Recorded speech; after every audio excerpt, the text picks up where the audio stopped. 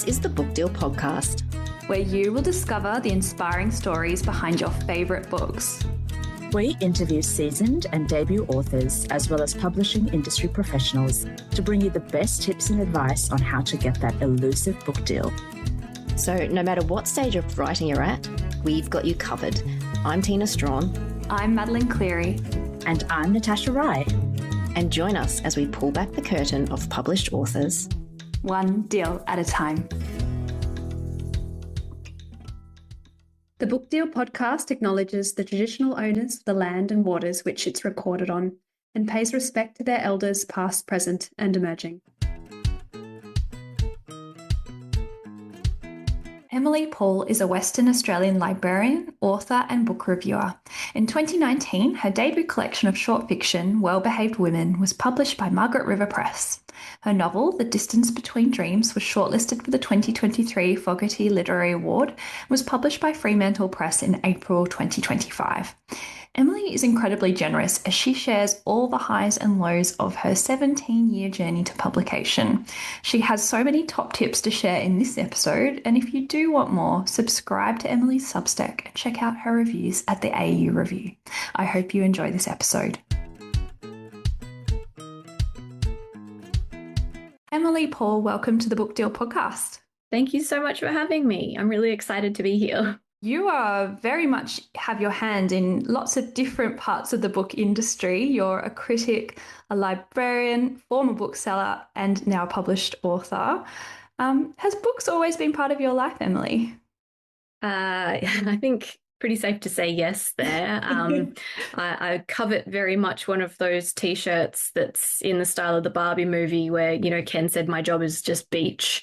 And I've seen around people have T-shirts that say, my job is just books, because it really is the best way to describe all the different bookish hats that I wear in my day-to-day life. I've been reading my entire life, you know, can't go to sleep without reading a book for half an hour before bed.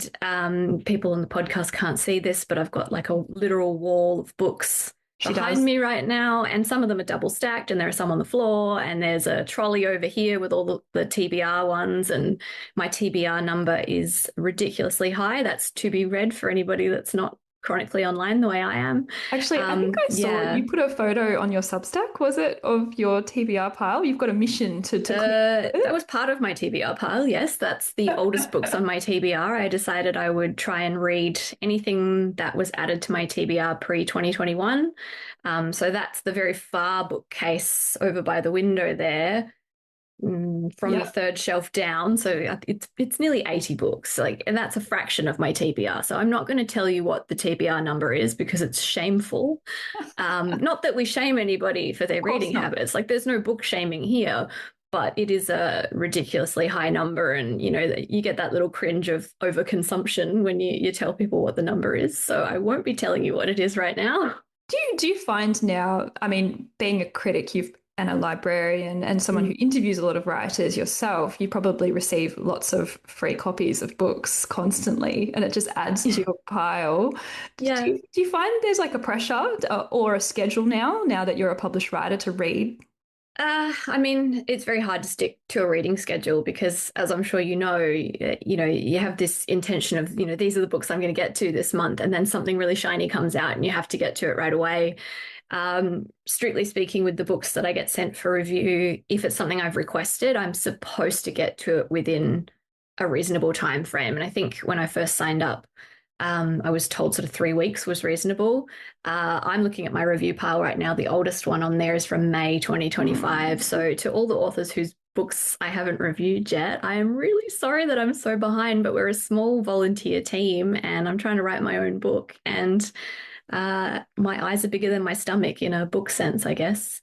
But very rarely do we get publicists following up and saying, where is the review? So I'm a bit lucky that way. We appreciate your work, Emily, and I can't even imagine, your reading pile and that pressure on you. So thank you for the work you do. And we will talk about the AU review as well. I'm interested to know how you, fall into something like this as well. But let's start from the beginning. When did you want to become a writer? Oh, gosh, I can't remember a time when I didn't want to become a writer. I think once I learned what the concept was, because I knew I loved books and I knew that I loved stories. And then I guess as soon as I was aware that people were the ones creating them and that that was a job you could do, that was probably the thing I had my heart set on. Maybe I was a tiny little realist or something, though, because I've always been very aware that you can't just make a living being a writer. So throughout my childhood, I've said I want to be a Japanese teacher and a writer. I want to be a doctor and a writer. I want to be, oh, what else was on the list? At one point, I wanted to be a Taekwondo instructor because I was doing Taekwondo. A chiropractor at one point, like doctor and chiropractor, they're the least in line with my current personality. I'm very much not a maths and science person. A teacher and a writer. There was always something to pay the bills and then the writing at night. So that kind of tracks well with the rest of my career. I've always done work part-time and writing part-time. You're so right from the end of school. You sound so mature the way that you said that. Like when you're a kid, you realize, okay, you've got to be a writer plus something else. And because I think as a child, or even people who are outside the industry have this vision of writers that they spend most of their time sort of scurried away in their office writing. It pays the bills. They become the next J.K. Rowling or Stephen King, and suddenly they're very famous. But it's not quite the reality, is it? No, I do know a few people who are lucky enough to be able to write full time. But even amongst that group of friends, they're not rolling in cash. They're not paying for everyone's dinner every time we go out. They've very consciously structured their life and their expenses in such a way that means they have the freedom. And in a way, I'm really envious of that, because the thing I'm really struggling with at the moment is that block of time where you can get several days in a row to devote to your work, because, I get to Sunday evening. Sometimes I don't write on Monday, even though it's my day off, because I've got to keep my house running and exercise and do appointments and things like that. And then, it's a whole week before I get back to my desk and I have to reacquaint myself with the work. So yeah, it's really tough out there for Australian writers. And yeah, maybe I have been aware of that from quite a young age. What does your writing routine look like? Oh gosh, it's not really existent at the moment. I just have a block at the moment that is Sunday afternoons 1 till 3. I have a virtual write-in session, or we call it a shut up and write session, with a couple of friends, where we do timed blocks, and that's supposed to be protected time. But every now and then something will come up, like family emergency or an appointment, or we had our debut crew catch up a couple of Sundays ago for people from WA from the 2025 group to scare the living bejesus out of the 2026 group. So that happened to be at the same time. No, of course not. I mean, we might have, given them a little bit of a reality check and given them some practical tips in the process, but it was also a celebration, I hope. I don't know. Maybe we'll have to find out from some of them if they went, gee, she's really cynical and it scared me. Well, you've been an absolute champion in support of the writing community generally, Emily, so I'm imagining you would give them some excellent advice.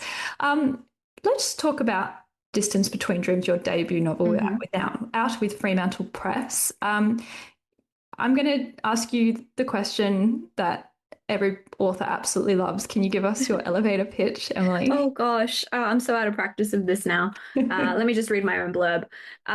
So it's a World War II love story with a twist. It's a working class boy called Winston Keller who meets a upper middle class girl called Sarah Willis at a party, and they fall in love, but discover that there's a family secret that is going to potentially be an obstacle to the two of them being together.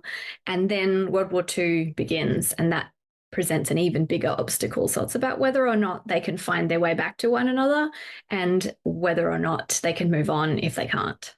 It's such a beautiful story. We were just talking earlier that despite the fact that it's set during the war, it's such a uplifting, heartwarming story. It has romance at its center, but it is very expansive. I could feel it. And I don't read that many stories set in Western Australia as well. So I think that's also really important.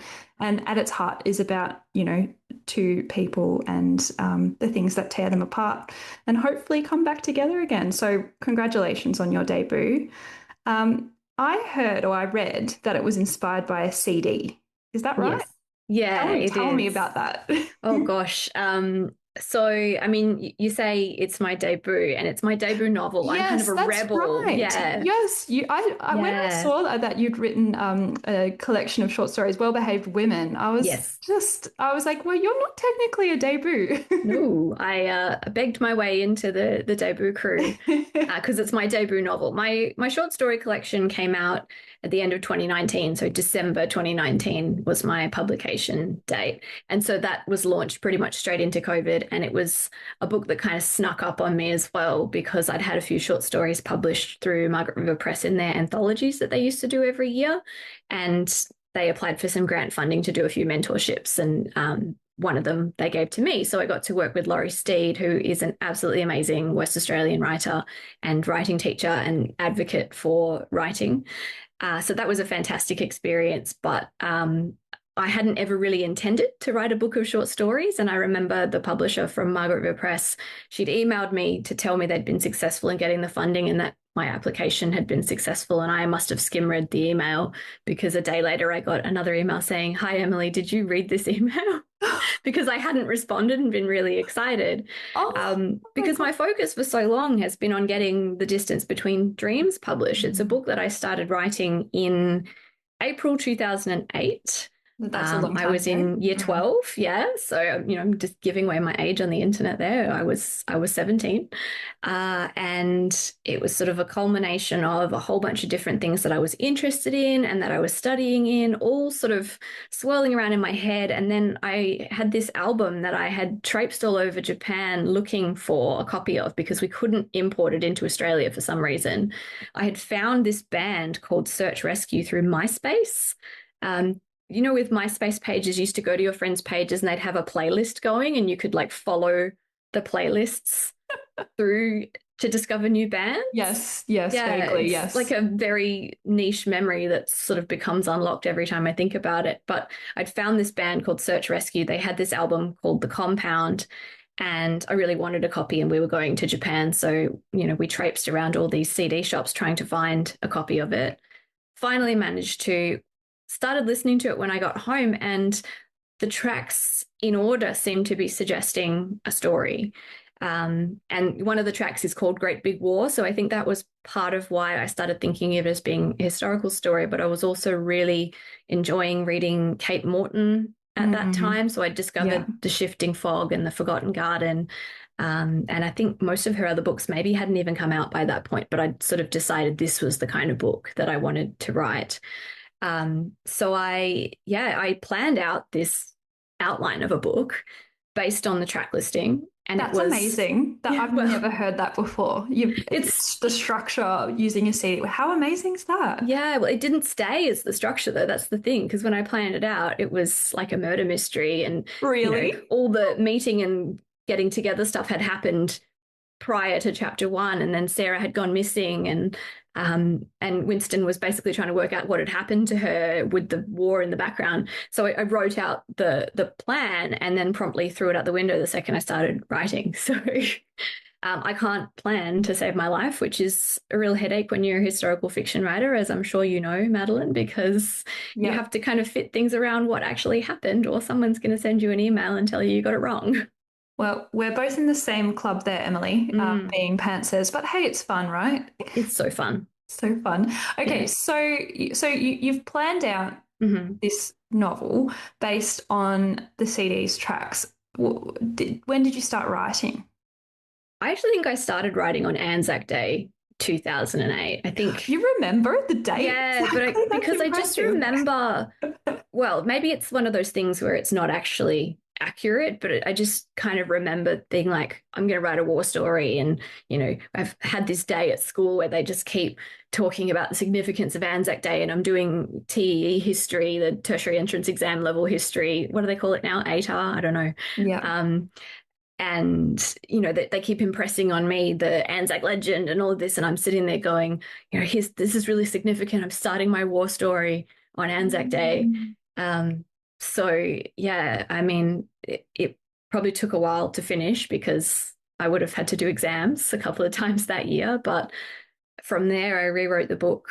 Gosh, how many times would it be? Like 13, 14 times. And I would send it out and it would come back and I would get disheartened and go, I give up. And then I would get another burst of inspiration and redo it and send it out again. And Okay, so yeah. so how long was this over? Like over what period of time were you rewriting and send? And I'm assuming by sending it out, you mean to publishers, or competitions or agents. Yeah. So 2008 to 2023 was the period under which it was uncontracted. 15 years. Yeah. So it was 15 years to get contracted, 17 years to be on the shelf. That is half my life. That's a tale of persistence, Emily. Yes.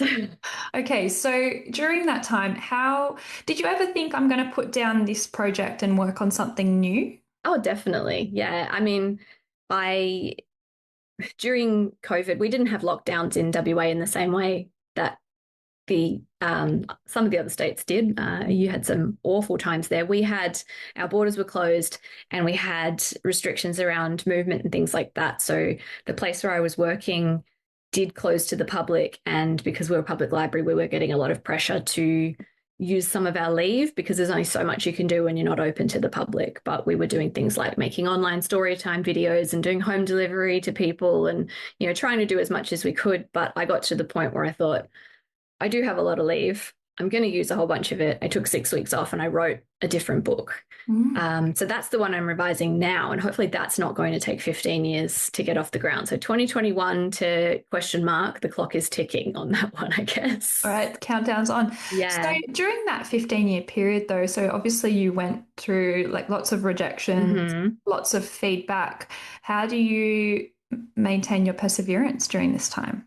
I mean, you cry a lot and complain a lot and tell the people around you that you suck and, say some pretty nasty things about yourself because it's all part of the process.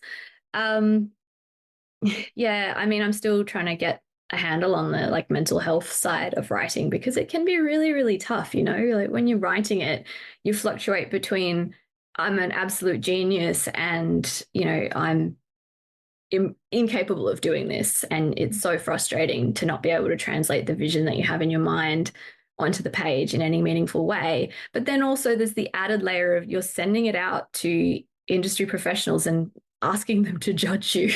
Yeah. And most of the time they're going to find you wanting. And it's such a paradox of confidence and vulnerability.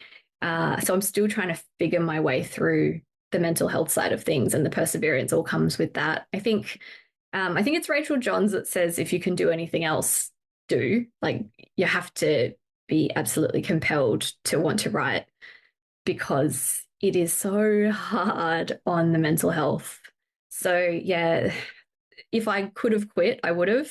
I did announce my retirement sort of early 2020, I guess, when I wasn't really writing while I was promoting my short story collection.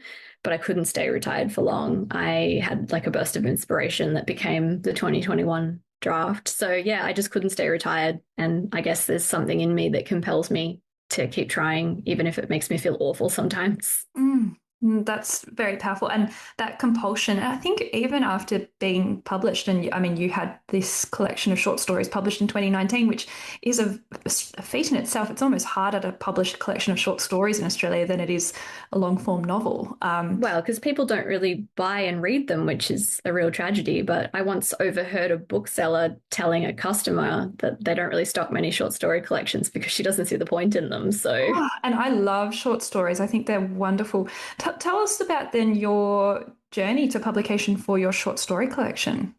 It was, so I'd had a few individual stories published. I'd been told by another writer who was the parent of a friend of my sister's, who she'd taken me to my first writers' festival. She would sometimes give me advice. And her advice had been, try and get your name out there, try and get a few publication credits to your name, try and get a bit of experience. So I'd been sending stories to competitions and to literary magazines. And we had Margaret River Press very briefly, but very powerfully in Western Australia. They did some amazing work, and they used to do this annual anthology of short stories. So I was in, I want to say 2 of those, but it could have been 3. I think it's 2. And I had a few stories published in Westerly magazine and a few other places as well, some places online.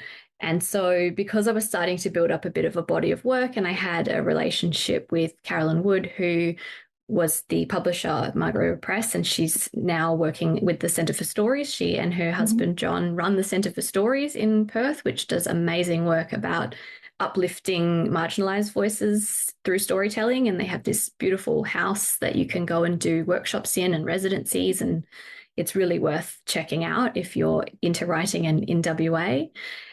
So yeah, Caroline Wood approached me and said, "You're somebody who's been published in a few of our anthologies. We're looking at getting some funding to do some mentorships where some writers would be mentored by an established short story writer and sort of mentored through the process of doing your first collection," which meant that I had to put together some samples and fill in some questions as part of their grant application.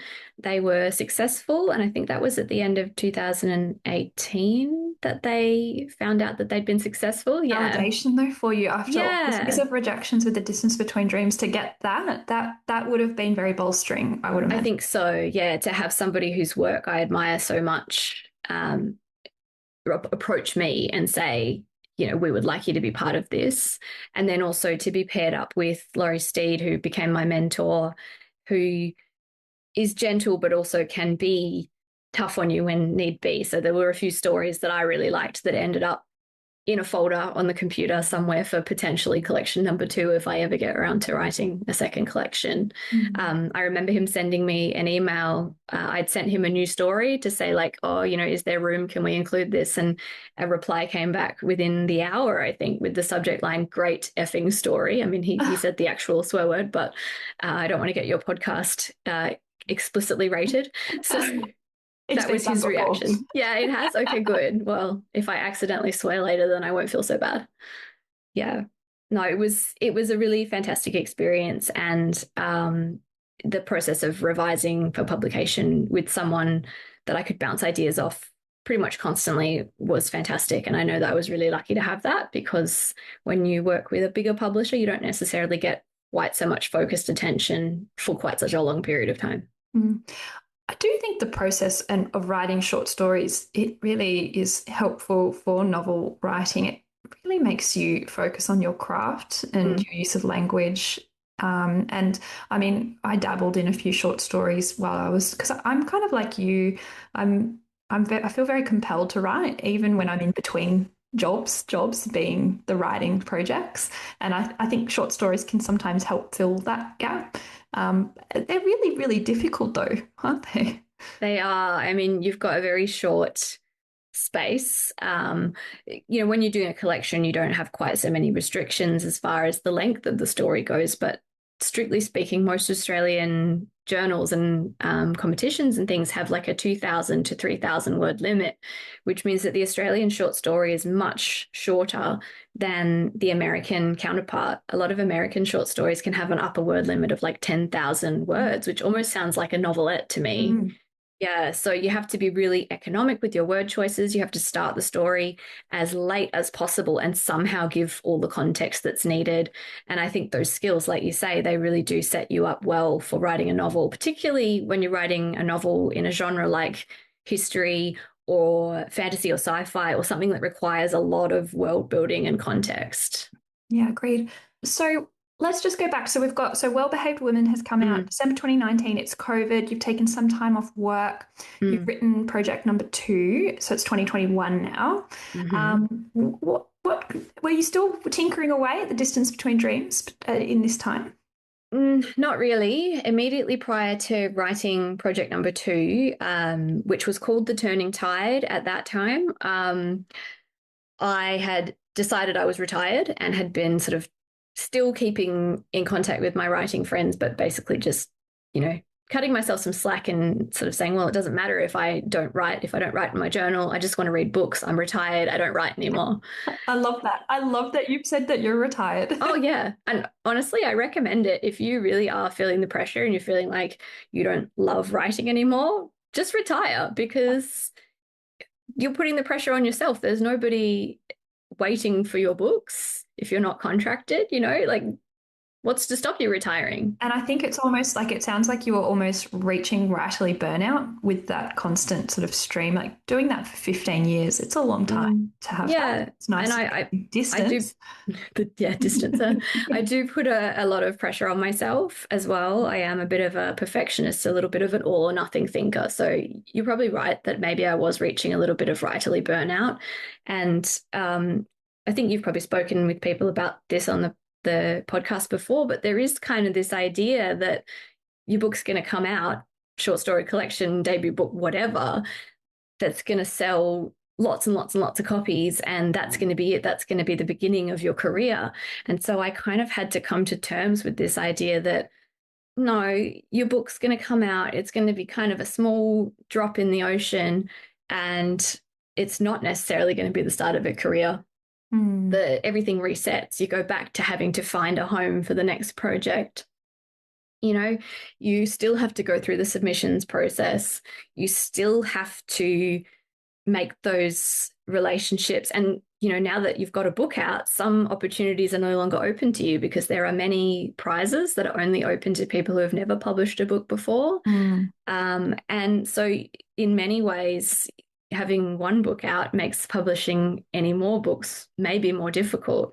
So I was coming to terms with that and almost sort of grieving this idea of what I thought would happen the first time I got a book published. And that has almost happened again this second time, because you have to learn it's a business, and you have to learn discipline, and you have to learn how to do some of your own advocating for your book, and learn how to work with marketing and PR, and how to work with journalists and festivals. And it's a very steep learning curve, and it is a business. And I had to stop thinking about it as a hobby and start thinking about it as work. So it's almost mirrored the experience the first time around, doing that with my first book with a slightly bigger publisher, with the distance between dreams.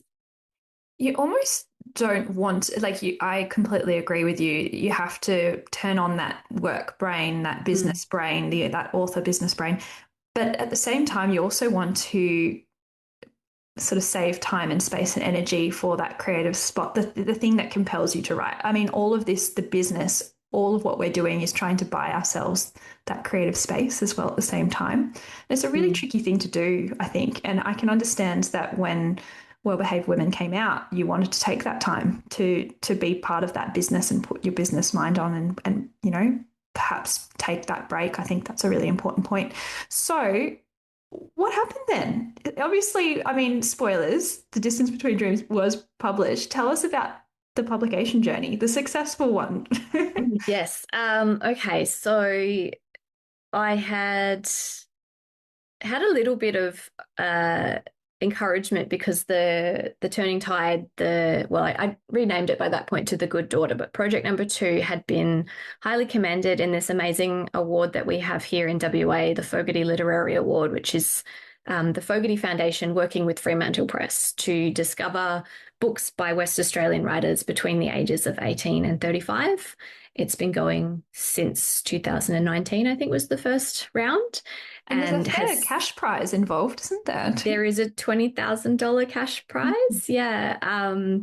Spoiler alert, I didn't win. But I made it onto the highly commended list. And that was really encouraging, because even though it was kind of like, you know, missed it by that much sort of situation, I knew that it was a competitive field. And to make it onto the list at all was kind of a way of saying, keep going, there's something here. So which year was this in? That was in 2021 with the Turning Tide, with the project number 2 that I'd written in the 6 weeks. Yeah. I can't believe you wrote a book in 6 weeks as well. That is astounding. If you have nothing else demanding on your time, like I don't have kids, I wasn't going to work, I don't really exercise, I don't cook, and I don't really clean my house. So, you know, this is just a picture of me living in squalor and eating chips all the time. No, but because I didn't really have too many other demands on my time, and I just smashed out that book in 6 weeks, and then obviously revised it before sending it to the award. But yeah, like it can be done if you can get that focused time, and you already sort of have the idea cooking away in your mind, and then you just get that, like, you know, you're at the gate, like, just let me out, ready to go, ready to run the race sort of type feeling. You're inspiring me, Emily. Oh, good. Yeah, Yeah, just very take 6 weeks off inspirational. work, everybody. Yeah, If you've that's got the right. leave, do it. Yes. Yeah, so that award had kind of been like a beacon of like, keep going. So not long after that, I had shelved the book that would become The Distance Between Dreams and had sort of decided this is going to be my bottom drawer book. It was my, I recently heard Holly Brunbauer call it her apprentice novel, as in like while you're learning the ropes. And so I was deciding that that was going to be my apprentice novel. It was obviously something was never going to work about it. I would always love it, but it was probably never going to come out of the bottom drawer. And I had this flash of inspiration. The book was starting in the wrong place. It needed to start at the party. Oh, where did it start originally? Originally, it started with the scene where he's up at the Roundhouse. Winston's up at the Roundhouse, which is this old prison complex in Fremantle at Arthur's Head in the west end of Fremantle. So it sort of overlooks the water and you can sort of see the port and it's this like vantage point. So originally he was there drawing, realized that he's late and goes home for dinner. And when he gets there, the Willis family are coming over for dinner. And so many people who'd read the book had gone, but the Willis family and the Keller family hate each other. So why would they ever have dinner together? And I'm going, yeah, but it's a one-upmanship thing. You know, Robert Willis just wants to show George Keller that he's so much better than him. So he's coming to his house so that he can criticize his furniture. And it just never made sense. And also one beta reader pointed out that they were eating dinner and the meal went from being like roast chicken to being roast lamb to being roast beef to back to being roast chicken because I just hadn't really paid attention to continuity. So that was an embarrassingly late pickup. But how? Yeah, so I think it's really hard. I think it's hard to know where to start a novel. I think that's it's really hard. Yeah. Things. And once you find the right place, yeah, it all flows from there, doesn't yeah. it? So many plot holes and issues just start to unravel. Yeah. So I thought, you know, where do two 16, 17-year-olds meet each other in party 1930s Perth? A party. So how do I get him to a party with her rich friends? And the answer was maybe he's working there. So at this point, I had added in his best mate, Lockie, who's probably my favorite character aside from the main characters in the whole book. He's a football player. He's a star full forward for South Fremantle Football Club, who just won the Waffle Grand Final 2 weeks ago. So that was pretty cool. Not that I know anything about sport other than the names of the club, but, you know, I sent them some copies of my book and they got some players to pretend to read it after it came out. So Lockie gets Winston into this party. Well, he tries to. They try to get some work. And Winston gets turned away because they're late. So he's hanging around outside when Sarah walks across the lawn with her high-heeled shoes sort of stinking into the grass and she needs someone's arm to lean on to get inside. So that's how they meet. Meet cute. Yeah. Beautiful. No, I love that scene. Hello, I'm Darcy Green and my debut novel After the Siren was just released by Penguin Random House. After the Siren is a queer romantic comedy about two AFLM players with some history who unexpectedly become teammates and gradually work out that they don't dislike one another after all. I'm a long-time reader and writer of queer romance and I love stories that centre queer joy. I'm also a long-time footy fan and the idea for After the Siren came to me when I was reading a lot of sports romance and couldn't find the AFL romance I was craving. Never fear though, I'm reliably told that you don't have to like AFL to enjoy this book, though there are definitely some treats in there for footy fans. For a really long time, stories about queer romance tended to focus on trauma and difficulty. Those are very important stories, but I believe it's essential that we get all sorts of queer stories, including romantic comedies full of on-field and off-field tension, sunshine, joy, and footy shorts. I had so much fun writing After the Siren. If you pick it up, I really hope it makes you smile. Thank you. Okay, so you found out the place to start, then what? Then the Fogarty Award was open for entries again. And so that gave me a deadline to get everything finished. I said to my writers group, shout out to the History Writers Salon, that I was going to send it. And they were very encouraging. And I think it was the night before entries closed, I was still trying to decide on a title to give the book because Fremantle Press had rejected this particular manuscript a few times before under different titles. So I thought if they see the title that it used to have, they will know it's the same book and maybe not even read it. So I've got to disguise it. And it was a ridiculously short amount of time after entries closed that I had a missed call from Fremantle Press, which, when they eventually rang me back, was to say I had made it onto a shortlist of 6 writers. They wouldn't normally have a shortlist of so many writers, but that they couldn't really separate anyone out to be long list rather than shortlist level, but they sort of tempered the expectations by saying, we're not going to publish all 6, just so you know. And I'm sort of going, yep, okay, don't get too excited. And then there was what was that moment like, though? Oh gosh, well, I was at work and they were sort of like, don't tell anybody. And I'm going, everyone's watching me talk on the phone.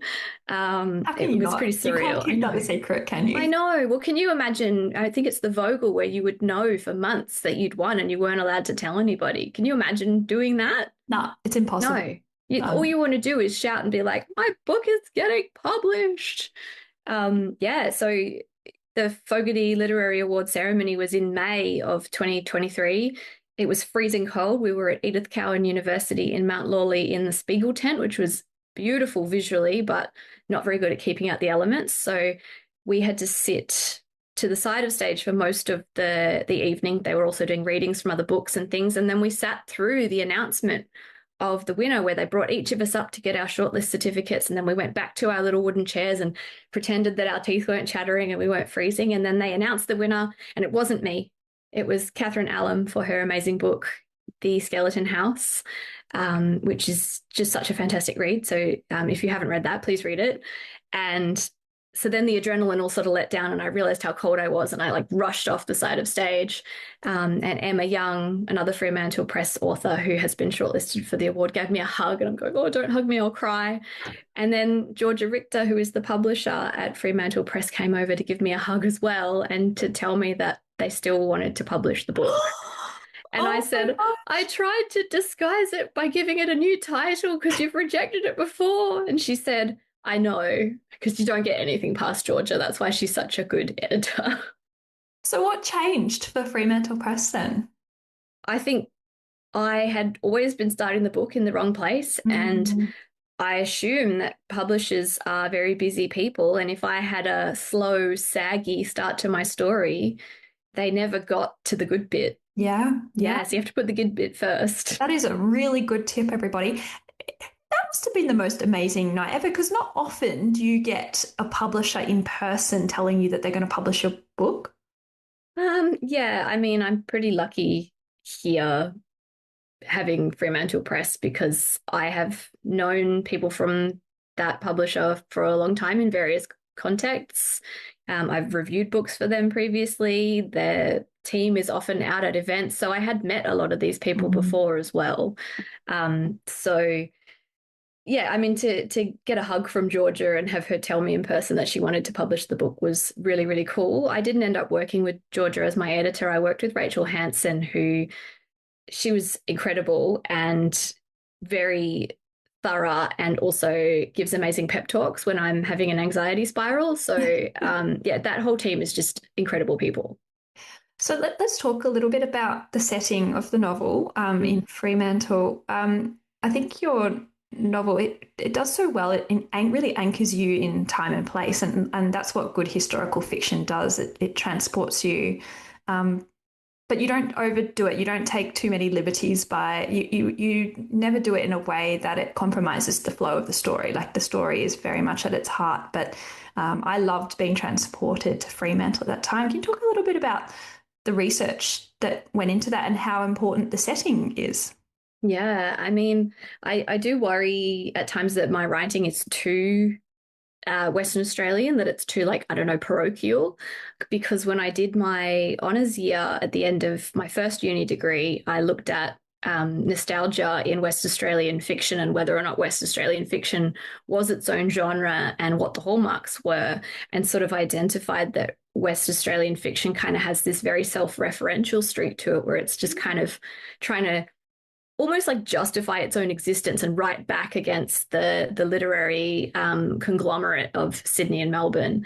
So I'm lucky in a way that working with a local West Australian publisher, that they've been to these places, they love them as much as I do, and they were willing to let me leave in as much of that specificity to Western Australia as they did. Have you been to Fremantle yourself, Madeline? I didn't want to admit, Emily, I've never been past Adelaide going west. You'll have to come. Like, I would love to. Perth Festival, if you're listening, Butterfly Women, like, get on that. Yeah, so the place is almost like a character in the book is one of the things that we decided on. And so you may or may not be aware, Fremantle was the busiest Allied naval port in the Southern Hemisphere in World War II, and it was the second busiest Allied naval port in the world, with the first one being Pearl Harbor. So December 1941, Pearl Harbor is bombed, and subsequently the Americans join the war. And by March 1942, Fremantle is full of British, Dutch, and American submariners. There is a submarine base in Fremantle Harbor, which is supposed to be kept secret, but I think it's virtually impossible that nobody knew about it, because suddenly there were all these armed forces personnel walking around in naval uniforms. That brought a sense of security and fun and novelty to the town, but it also would have brought a degree of anxiety as well, because suddenly, most of the American Navy is based out of Fremantle, and that makes Fremantle a big target. So it became this sort of hub of activity, as it had been in other wars as well. A lot of troop ships left from Fremantle. It's a town that is very less of a residential area and more of a business and manufacturing and shipyard type area.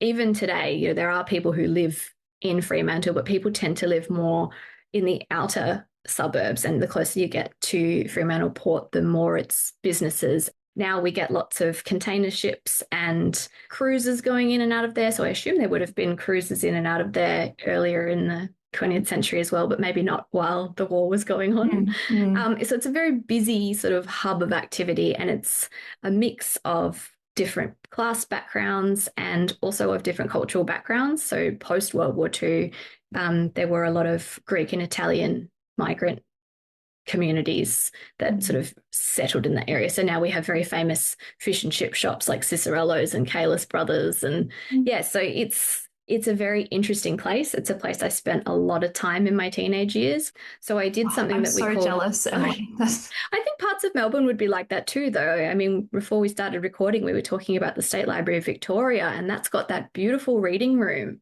There are some parts. With the desk in the middle. Although I hadn't set much of my book in sort of those grand buildings. It was more just in the slums and... Yeah, and those got demolished to make way for fancy houses. That's right. Yeah. That's right. So it's wonderful having that visual, isn't it? And walking the streets. And even, of course, you just have to transplant the images of what it would have been, because obviously taking away all the modern... Yeah. I mean, I think, there's the element of like, the more things change, the more they stay the same too, because I think some ways of thinking would have you imagining that 100 years ago the past was so different and you can't even, but actually people are just people, and there would be some things that would be different, but there would be some things that are essentially just the same, like about the things that teenagers want to do when their parents aren't looking, and about blokes getting jealous over girls and fighting. Like, there's some things that are just universal. And I love this idea that historical fiction is a bridge between now and then. So there may be some things that us occasionally feeling a little bit too modern, or in particular, I'm thinking about things to do with views about gender and class and race. And a lot of heroines in historical fiction are very ahead of their time in terms of their worldview and their belief in what women can do and be. And I think that's because historical fiction is a bridge. It's a way of doing that time travel. So having the setting be as accurate as possible and trying to get that five senses sort of view of the world in is really important. So I think it was 2014 or something like that, my mum and I went down to Fremantle with the explicit purpose of doing site-specific research and bringing out the setting.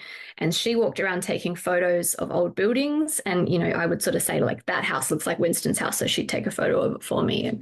And then she had me lie on the grass up at the roundhouse and described to her what I could hear and what I could smell and what I could feel. And I had to have my eyes closed the whole time. So listening to, there's a big flag post behind the roundhouse where there's an old cannon on display, and you could hear the metal part of the hoist for the flag hitting the mast of the flag in time with the wind. And you could hear seabirds and ship horns. And yeah, it was really, really invaluable. So when you talk about research, even though most people's minds are going to sitting in a room full of archives, going through service records and photos, I think that site-specific stuff is really important too. And if you can go to the places you're writing about or to what they are now and maybe strip away some of those layers of modernity, definitely do. Great tips. The way you were talking about it, it's almost like you are talking about it like a character itself, which I think is wonderful. And you're really so lit up when you talk about it, Emily. So clearly it's something, that's really touched you and been part of your life for so long.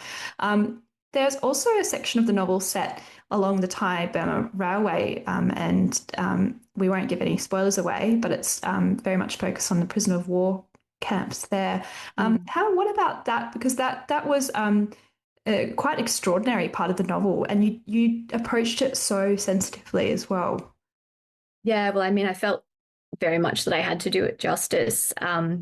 I sort of stumbled into writing about that because when Winston does enlist, I looked at where he might have ended up, and when I learned about the fall of Singapore and what happened after February 1942 to men who had been stationed in that area, that led me to things like the Sandakan death marches and the Thai-Burma Railway and all sorts of horrible things that happened in that region. And so I originally had written a very sort of brief glossing over of what happened to Winston during the war. I was, quite young when I started the book, and I didn't have any understanding of how I could research that period without getting on a plane and going to Thailand or going to Burma. I had been to Singapore and, been to Changi Airport, but I'd never been to any of the historical sites. And I still haven't been to many of those places. It just isn't always possible for writers to go to the places that they want to write about. But I knew that I had to write about it properly, and I had to find a way to do it justice, particularly when I think it was 2013, The Narrow Road to the Deep North came out, and I went, oh, damn, somebody else has written about the Thai-Burma Railway. And then he went and won the bloody Booker Prize for it. So, my biggest worry when this book came out in April was that people were going to think I'd copied, even though I'd already been writing about the Thai-Burma Railway. So, because the TV show came out 2 weeks after my book did. So it was all front of mind for a lot of people, including me. And so I just had to do as much research as I could by reading firsthand accounts, by reading the war diaries of Weary Dunlop and the diaries of somebody called Jack Chalker, who was a British pilot who had been in many of the same camps as Weary Dunlop and had drawn a lot of the scenes. So his artwork and the ways that he hid his artwork sort of feed into some parts of Winston's experience. And yeah, so I read a lot of self-published accounts of being in those camps, and I read a lot of secondary documents. You did such a good job. And I was actually wondering, as I was reading the book, obviously Winston goes off to war, and I was wondering how you would, because the novel's told from both Winston and Sarah's perspectives, and I was, and it doesn't switch. It sort of, they're in chunks, and I was wondering how you were going to do that and reflect the experiences. And I think you're absolutely right. You couldn't gloss over something like that. It is transformative. No. It's a really important part of his experience and his story, and you did it in such a beautiful way. I couldn't put it down, that whole section. I had to read it from start to finish. It was almost like a short story inside a story, inside a novel, and I could see your short story skills coming through, I think, in that as well. So yeah, you did a really good job. Oh, thank you. I would like to talk about your experience as a librarian, just briefly, because I know that Sure. we're running out of time. Oh, sorry, I talk too much. No, this has been so interesting.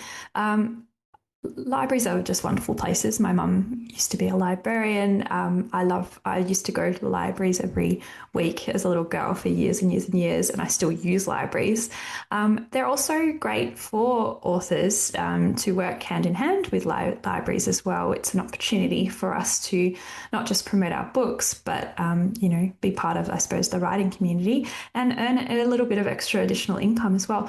Do you have any top tips for authors and how to work with libraries, approach libraries, pitch events? Yeah, I mean, it can really vary depending on how each library does their events, if they're in a position to do their events.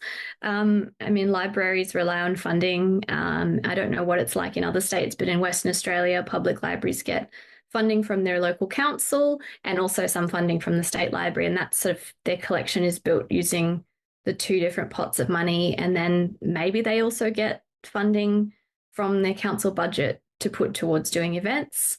Some libraries, that money would be split across adults and children's events. And I know that when that's the case, a few places really have to prioritize that children's events because there is so much demand from the community for things that support young people and get that lifelong learning thing started. But if you are lucky enough to have a library in your area that puts on events, what I would say is make sure that you have your media release sheet ready to go, which has got your blurb of your book, the cover of your book, your blurb, all of the information like the ISBN and the price point and who to contact about events so that you can, if you're going in person, leave a piece of paper that's not just like a scrap with your email address written on it.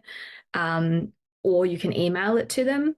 I would say don't do a bulk email where you put every single library's email address in the to line and, to whom it may concern, and here's the same email. Like maybe be a little bit strategic about it and identify a few libraries that are ones that do events like the kind of thing that you're proposing and do them first and, do a few batches rather than that scattergun approach. And I would also say start with libraries where you're a member, where you're an active user. Start with libraries where you have met some of the staff and you have a bit of a relationship. I have been known when I've had an author approach me when I've been on the front desk, and I will say that I don't really have any sway over who gets booked at our libraries. I can suggest people, but there are people higher up in the ranks than me who make these decisions. But I will occasionally, if somebody comes in to talk about their book and say, we want the book to be in the library and we would like to do an event and here is the information, I will look up and see if they're a member. Because when I then pass that information on to my bosses, if they are a member, if they are someone who lives in our local community, libraries often have in their collection development guidelines or in their policies something about supporting members of their community who are writing. We at the library I work have a local authors collection. So if you are living in one of the suburbs that is part of our council area and you have written a book, they will put it into the local authors collection, even if it's not strictly relevant to any of the other collection development principles. It's about preserving the cultural heritage of our area, and it almost sits with local history in that way. So be familiar with your library, go to other library events, talk to the staff, be friendly, borrow books from there, be part of your library community, and start with your local library where you're a member of the community, because if they can support you, they will try their darndest to do something for you. Yeah, and librarians are great people, so just chat. It's always good to just go in and have a chat and talk books. Yeah, librarians love talking about books. Please come and talk about books with me. I specialize in something called readers advisory, which is basically telling people what to read. So I'm happy as a pig in mud. That's a fantastic job. I was just reflecting when you were talking about approaching your local library. I booked an event with my local library because, I regularly visit there myself, but my mum was down there and she was just chatting to the librarians, and then she pitched my book to the lady at the counter who happened to be the events person for the library. That was lucky.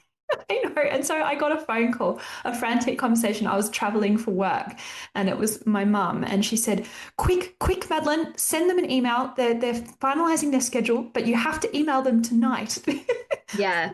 Actually, that's an important point too. Like the schedule is a big thing. I think 6 weeks is roughly a good amount of time for the event to be being publicized to get a decent size audience. So, if your library service has a schedule of how often they put out their events, so if they do a brochure that covers like a 2-month period, October, November, December, I think would be being worked on now. So they've already locked everything in. They're doing the designing now.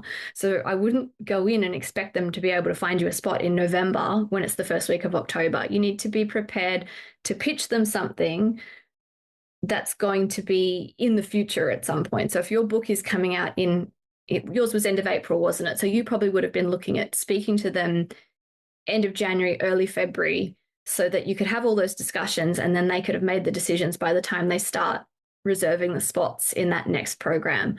I think we get approached by a lot of people with short timelines and then they get disappointed. It's a really good point, Emily. And actually, like I'd lined up a couple of libraries by just going to the events the previous year and talking to the librarians about the book coming out.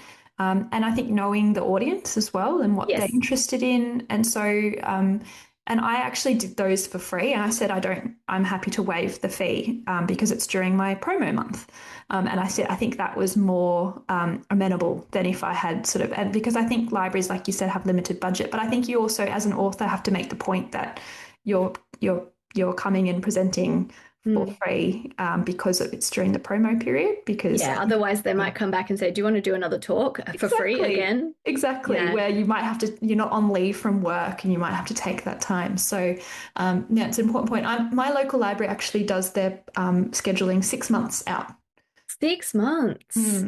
Yeah, wow. So they would do like a big glossy brochure or something? They do. Yeah. And so I'm talking with them about doing an event in May. So we've locked time in May next year. So and I think knowing your library service and knowing how they do their events, it's going to be really obvious to the library staff that you don't know how they do their events if you are not aware of that sort of timeline. If you're going in this week to say, let's do something in November, they're going, well, you obviously don't know. We have a 6-month lead time for our brochure. Exactly. So you just have to ask the question. It's nice going in person, I think. And so when you approached people after the events that you attended as an audience member, were you bringing business cards with you or did you have like a fact sheet or what did you do? Well, it was convenient because my mum had actually worked at the branch. So when mum and I we always go and attend a particular branch's events.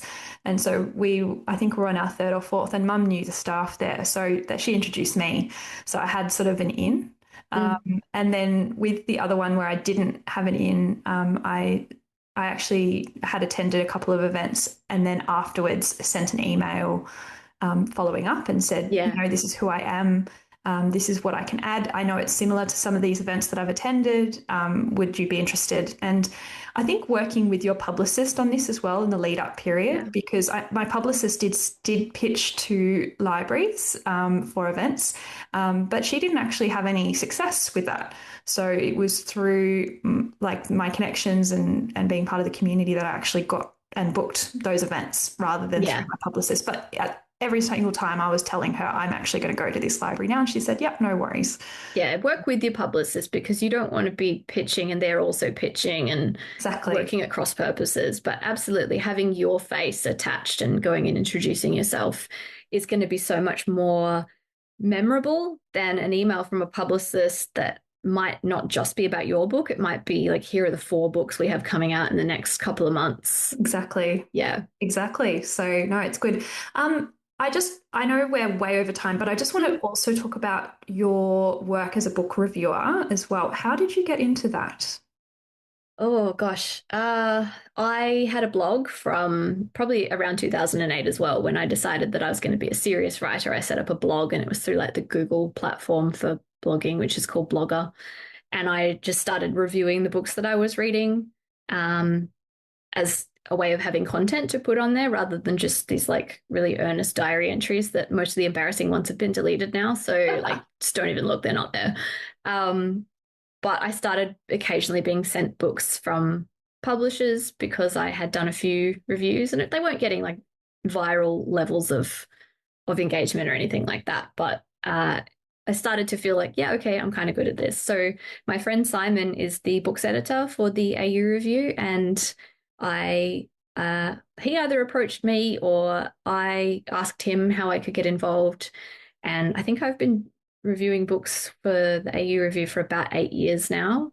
Last year I published about 20 book reviews. This year I'm going to try and do the same number, and I've also started doing TV reviews because in my downtime after all the promo of doing book tours and things like that, not that I did much of a tour, but it was still exhausting, I was watching ridiculous amounts of TV. So I thought, well, how can I at least turn this into something, because I haven't published a book review in a really long time and they're going to get a little bit anxious that I'm not turning anything in. So I reviewed a few TV shows as well. Yeah, so it's a really fantastic Australian site that mostly focuses on like music and concerts, and they do quite a lot of movie reviews, but we have a really active books department. There's about, oh gosh, I think there's about 5 of us at the moment who are really actively reviewing books. And because of my connection with the debut crew, I've tried to connect as many debut Australian authors with a reviewer as I can, schedules permitting, just so that we can help in any way we can with that discoverability issue. Oh, Emily, you are quite a remarkable person, I must say. You have so many hands and so many pies, but I think it all centers like what we were saying at the start about books. You know, you are such a champion of Australian writing, of debut writing and WA writing. You're a library, your book advisory, you're writing book reviews. You know, you are an industry citizen, an excellent example of an industry. Love that, industry citizen. That's right. That's Kate Mildenhall's term for it. I love that. And you are an excellent example of it. So we're lucky to have you, Emily. In the spirit of that, can you recommend a debut novel? I mean, it would be remiss of me not to recommend The Butterfly Women, but because I can see that you're embarrassed, I bought some backups. I brought By Her Hand by Marion Taff, which is violent and brutal. Yeah, that's the best word for it. It's beautiful and brutal and just so deep, and yeah, it was incredible. And also The Daughters of Batavia by Stephanie Cohen's, another WA debut writer. Most people know about the shipwreck of the Batavia off Geraldton's coast, and that's a really, really beautiful novelisation of some of the things that might have happened on the ship. Love it. And you've gone historical fiction to... Have to. Yeah. On theme. Yeah. Okay, so we're going to end, as we always do, with your number one top tip for writers, Emily. Oh, gosh. Pretend to retire. Like, actually mean it if you need to, but yeah, pretend to retire if you need a break. That's a great way to end it, I think. And it's an interesting concept as well, pretending to retire as well. You know that you're always going to come back, but giving yourself a break is really important. And 17 years in the making, The Distance Between Dreams is now available and out everywhere. I highly recommend you pick up a copy. It's a beautiful book, and Emily is a wonderful industry citizen. So thank you for joining us, Emily. Thank you so much for having me. Thank you for listening to the Book Deal podcast. We're able to bring you these weekly writerly chats because of our amazing patrons. Join the TPD family by becoming a member of our Patreon community at patreon.com/The Book Deal podcast. And if you love the pod, please give us a rating or review. And don't forget to follow us on Instagram and Facebook.